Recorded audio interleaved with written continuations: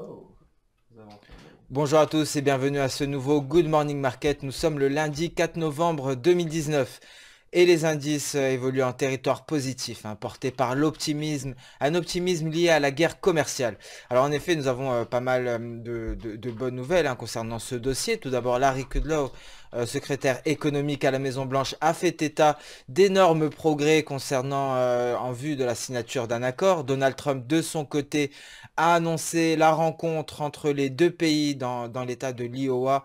Je vous rappelle que les deux pays étaient censés se rencontrer lors du sommet de la PEC à Santiago.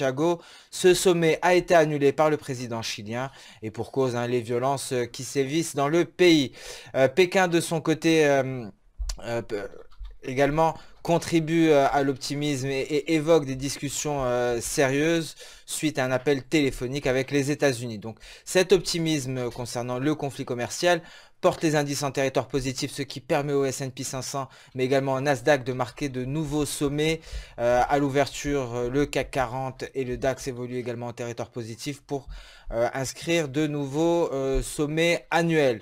Avant de passer sur la plateforme Xstation 5, nous allons débuter par le calendrier économique car nous avons d'ores et déjà pris connaissance du PMI manufacturier en Allemagne ressorti supérieur aux attentes malgré un PMI manufacturier toujours en contraction. Cela a soutenu donc l'évolution du DAX à la hausse, mais également celle du CAC 40. Ensuite, nous prendrons connaissance du PMI manufacturier en zone euro.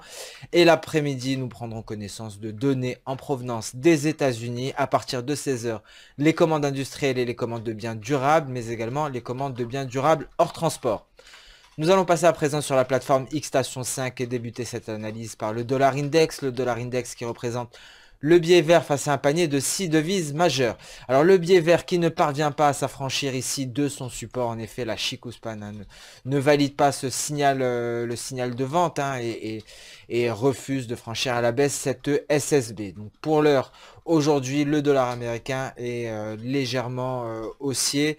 De ce fait, l'euro-dollar légèrement baissier, toujours en dessous de sa résistance à 1,1170. L'euro-dollar n'est pas parvenu à s'en affranchir malgré 3 tests consécutifs. Et donc un euro-dollar qui est borné par cette zone de résistance.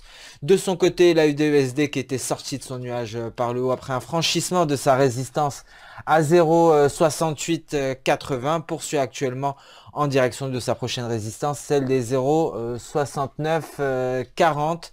C'est la prochaine cible ici pour l'AUD USD après nous avoir donné un premier signal d'achat en sortant par le haut de son nuage qui est venu de pair avec une validation et une Chikuspan qui est sortie également de son nuage journalier en s'affranchissant une importante zone ici de résistance. Et donc pour l'heure, l'AUD USD est en petite hausse en direction de sa prochaine résistance. L'USD-CAD également, l'USD-CAD qui a évolué en territoire négatif un vendredi après avoir testé sa résistance à 1,3195. L'USD-CAD s'est fortement replié en direction de sa Tenkan sans parvenir à l'atteindre. Et aujourd'hui, l'USD-CAD est pratiquement à l'équilibre, toujours au-dessus de sa Tenkan. Alors nous allons passer à présent sur les marchés actions et effectivement le DAX. Le DAX qui est aux alentours des 13 072 poursuit à la hausse et a franchi très tôt ce matin le seuil psychologique des 13 000 points. Et effectivement, le PMI manufacturier dont nous avons pris connaissance il y a une vingtaine de minutes a été un vecteur d'accélération à la hausse. Et ce PMI a permis au DAX de s'affranchir des 13 050 points. Donc une hausse qui se poursuit actuellement sur le DAX. Le CAC 40 également est en train d'inscrire de nouveaux sommets annuels. Et il est freiné par la résistance et le seuil psychologique à 5800 points. Alors il est à 5800, mais nous attendrons donc afin d'avoir une validation de franchissement de ce niveau. Donc un seuil psychologique qui sera difficile à franchir pour l'indice français. L'indice français qui ouvre en territoire positif depuis l'ouverture et qui a profité également des bonnes publications afin de s'affranchir d'un seuil psychologique à l'image du DAX allemand. Le S&P 500 également a marqué un nouveau record historique et est attendu à la hausse aujourd'hui sur fond d'optimisme lié à ce conflit commercial. On s'attend effectivement à une retranscription de la Phase 1 de l'accord commercial et de sa signature dans l'IOA aux États-Unis, une signature qui aurait dû avoir lieu à Santiago, mais ce sommet a été annulé, ce qui n'a pas remis en question la rencontre entre les deux pays et la signature d'un début d'accord.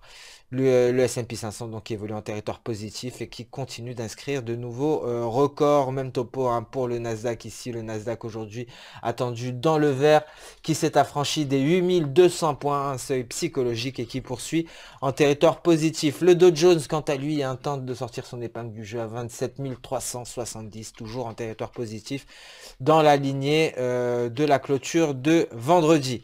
Nous allons passer à présent sur les matières premières et débuter par le gold, donc l'or en données journalières. L'or qui a refusé ici sa sortie du nuage en données journalières, qui a refusé de franchir sa SSA et qui se replie actuellement en direction de sa Tenkan, en direction du seuil psychologique des 1500 $ l'once. C'est bien donc l'objectif pour le métal précieux qui est attendu en repli suite au regain d'optimisme et donc au retour de l'appétit pour le risque de la part des investisseurs, ce qui explique la hausse des indices et devrait se traduire par une baisse des valeurs refuges comme l'or qui devrait donc rallier les 1500 $ l'once.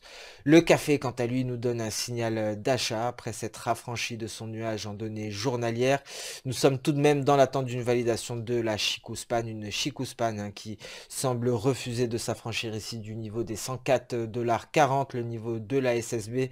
Seul un franchissement de ce niveau-là par la Chikou-Span nous donnerait une validation du signal d'achat sur le café, avec pour prochain objectif les 110 $, un niveau effectivement que nous n'avons pas testé depuis l'été 2019.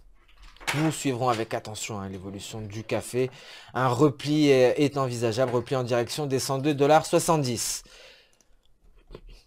Le pétrole donc qui continue à l'image des indices sa progression en territoire positif. En effet, cet optimisme concernant le conflit commercial bénéficie également au pétrole. Le pétrole qui était pénalisé par cette guerre commerciale, ce qui se traduisait par une baisse de la demande mondiale et donc une baisse des cours concernant le WTI et même le Brent. Donc suite au retour de l'optimisme, le WTI évolue en territoire nettement positif après une belle progression haussière de vendredi. Aujourd'hui, le WTI continue dans la même lancée en direction de son retracement de Fibonacci à 38,2%, non loin de sa SSB, dans la zone des 56,70 $ le baril de WTI. Ce Good Morning Market touche à sa fin. Je vous remercie de l'avoir suivi avec attention. Je vous donne rendez-vous dès demain pour un nouveau point marché. En attendant, je vous souhaite une excellente journée, une bonne séance de trading. Et bien entendu, n'hésitez pas à liker, commenter ou même partager cette vidéo.